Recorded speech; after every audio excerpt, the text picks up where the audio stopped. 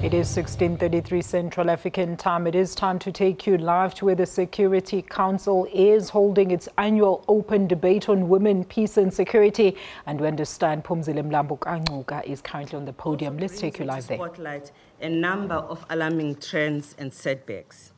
I'm pleased to be in this chamber with a Colombian activist who represents the many Colombian women who gave peace in their country a real chance, and that marks one of the progress that we have made.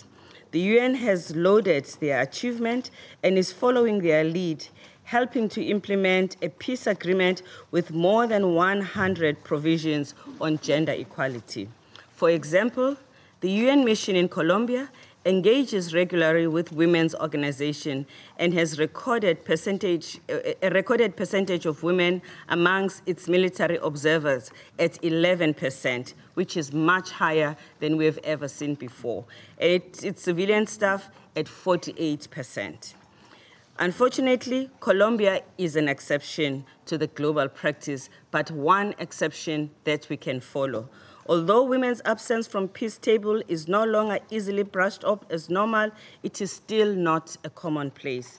Every year, we track women's overall participation in peace processes that are led by the UN.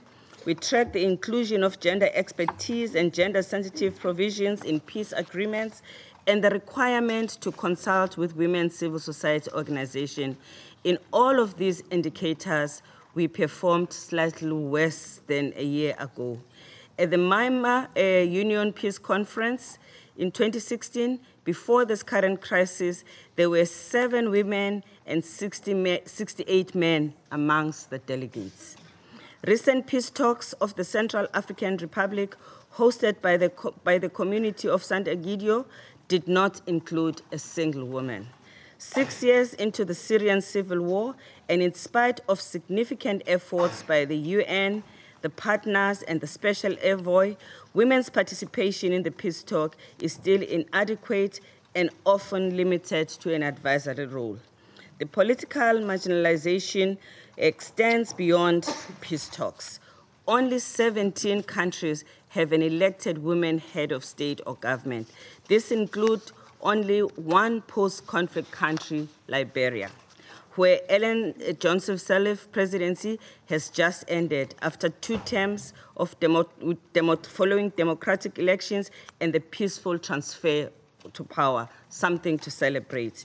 The proportion of women parliamentarians in conflict and post-conflict countries has stagnated at 16% in the last 2 years. The use of quotas and temporary special measures would help. In Somalia, for instance, representation jumped to close to 25%, close to 14% in the previous elections. In local elections in Mali, at the end of last year, women represented 30% of the elected candidates in Bamako, Gao, and Timbuktu, 4 times higher than the previous results. Atrocities against women and girls in armed conflict have never been more thoroughly documented than they are now. International and national war crimes courts, commissions of inquiry, comprehensive mappings of human rights violation, and documentation efforts led by civil society, expert investigators, and reporters pay much closer attention to sexual and gender-based violence than ever before. The international community has more than enough evidence of these crimes in Syria, South Sudan, or Central African Republic. In some of these, we have amassed the most extensive documentation of sexual and gender-based violence in history. What we do not have are consequences for perpetrators and justice, dignity, and support for survivors. This impunity should not be continuing.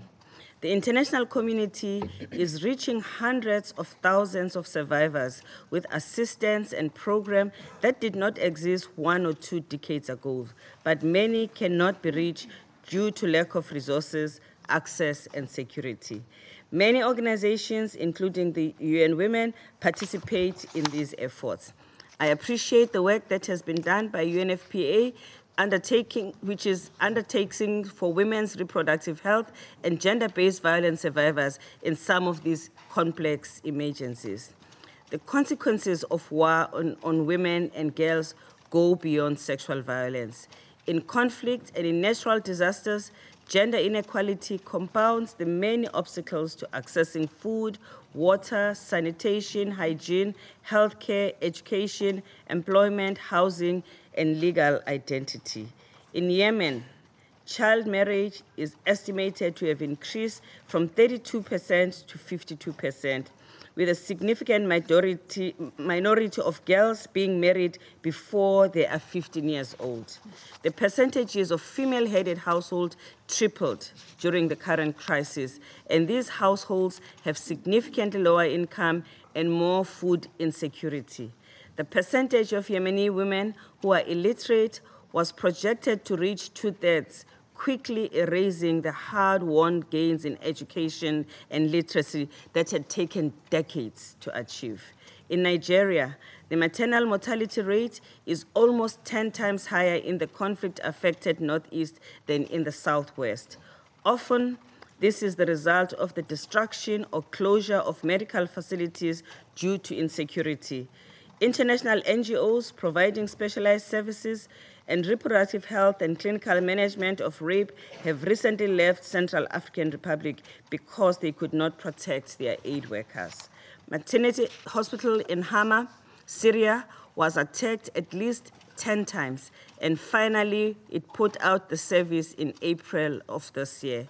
Only a few months ago, we celebrated the release of 82 of the Chibok girls, now most of them young women after more than 3 years in captivity.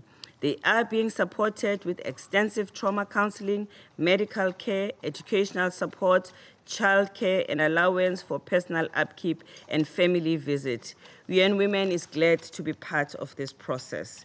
This council had an opportunity to hear directly from one of the escapees 2 weeks ago, and everyone in this room was visibly moved by her testimony. We have to do something to find the girls that are still missing. At the time when mass abductions, trafficking, and forced recruitment and radicalization are common tactics of violent extremist groups, we have much to learn about the rehabilitation and reintegration of returnees and their children. This council has debated peacekeeping reform multiple times in the last year alone. Peacekeeping operations are one of our most important tools and the face of this organization in many corners of the planet. We have been calling for more women in peacekeeping for 17 years. Now, the numbers are still very low. We have been trying to stamp out sexual exploitation and abuse by peacekeepers for almost as long as we've fallen short, and we've fallen short at every turn. Thankfully, the Secretary General is taking this issue very seriously, as we can see by the current developments. This damages our effectiveness and our reputation if we are unable to cross the line. I welcome all the measures put in place to change this, which are detailed in the report. I encourage the UN member states to consider using all the tools at their disposal, from conditions to financial incentives. It is encouraging to see the reduction in allegations of sexual exploitation and abuse in Central African Republic, recent improvements in victim support and assistance, and a culture of accountability is taking hold. It is dispiriting, however, to see gender advisory posts being lost or downgraded due to cuts in the peacekeeping damage. It should not be gender that is cut first whenever we have to manage budget for very good reasons. This is a time when we need more gender expertise and capacity in our missions and country trips rather than less. For example, both the UN and the Security Council agree on the importance of gender and conflict analysis. We are committed to collaborating with the Department of Peacekeeping Operations and the UN partners on ensuring that this analysis is reflected in mission planning, their mandates, their budgets, and their drawdown. It is equally crucial for our prevention work, as gender equality is one of our most reliable indicators of peace. The Peace Building Fund, again, exceeded the minimum 15% target in 2016 and allocated 19.2% of funds to gender equality and women's empowerment as a principal objective. This is something to celebrate. I call on all donors to rewind the Peace Building Fund. They didn't ask me to fundraise for them. And for this good track record in financing and driving innovation in gender-responsive peace building, and continue the supporting this vital instrument of the UN's work. This instrument works well. The 15% standard should be adopted by donors in their bilateral and multilateral cooperation and by multi-partner trust funds in conflict-affected and fragile settings, such as the proposed for Liberia upon withdrawal of the mission. With more resources, the Women's Peace and Humanitarian Fund, the only UN fund dedicated solely for women, peace and security, will be able to support women's organization in many more places, from the Democratic Republic of the Congo to Iraq, to Somalia, and to Palestine. Women in these countries should not be left alone when we have instruments to support them. Women's human rights defenders are under tremendous attack, and we do not have enough to protect them and to support them, and they need the support of this council and all of us. The least we can do is to protect their space, to speak out, and to raise their voices. I want to applaud this council for regularly inviting women from civil society organizations to brief them when discussing specific countries, and I call on all members to support this new practice, a commitment the Council adopted in Resolution 2242. I also applaud other innovations in the Council work, such as the adoption of the first ever resolution devoted solely to addressing sexual exploitation and abuse, and human trafficking and sexual violence and their intersection with violent extremism, and the work of the informal expert group on women, peace, and security. But this Council can and should do more to put its full political weight behind the implementation of this agenda. In closing, we can build on the progress we have made. The annual report of the Secretary General has many examples of the international community's will to find alliances and form coalition in pursuit of the protection and empowerment of women. The regional rosters of women mediators has been established. The African Women Leaders Network is one of the examples of the ever-strong cooperation between the UN, the African Union on this issue, which has also been supported by Germany. 68 countries of our territories have adopted national action plans, and 63 countries are now part of the new network of national focal points on women, peace, and security. We know that with more resources, we can do more, as we have seen with the PBO. We have expanded our work on preventing violent extremism as UN Women to over 25 projects across several countries and regions. More than 60 countries, international and regional organizations and NGOs have united through the call of action and protection from gender-based violence in emergencies. 122 countries voted to adopt a historic treaty on the provision of nuclear weapons, and women-led groups rightly received the Nobel Peace Prize for their tireless campaign and organizing for it. Another big celebration. There are some encouraging signals for gender justice in the International Court, despite some of the challenges we faced. Only a few days ago, ECOWAS Court in Banjul set a significant precedent by making its first ever judgment on the violation of the Maputo Protocol, which is an important provision addressing gender equality in Africa. The Women, Peace and Security Agenda continues to expand its footprint on global policy making. It is now an essential pillar in global affairs, but its advocates and champions are animated by conviction that this is only the beginning, and I share this conviction. The chorus of voices that are appalled by the persistent political marginalization of women in decision-making is speaking louder. The number of people who are determined to find new solutions to the human suffering caused by conflict is growing. This agenda unites us because people from all over the world every day look up to the United Nations for peace, equality, and inclusion. Thank you, Mr. President, for this opportunity.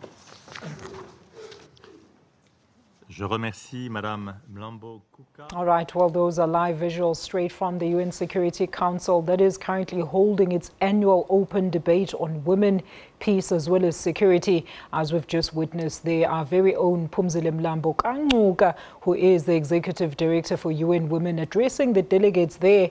And she spoke about, among others, the fact that the representation of women in all spheres has marginally increased, especially in African countries. She said atrocities against women have also been thoroughly documented now that there is more attention to gender-based violence and gender inequality.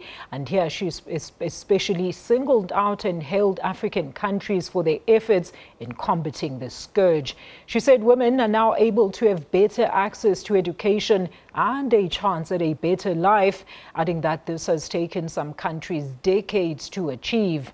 And on trafficking and the abduction of women, she said that the Council has debated peacekeeping reforms all over the world, and some very promising measures and resolutions have been undertaken, but that we still need more gender expertise when it comes to gender and conflict analysis. Well, these were just some quick notes that I picked up for you there.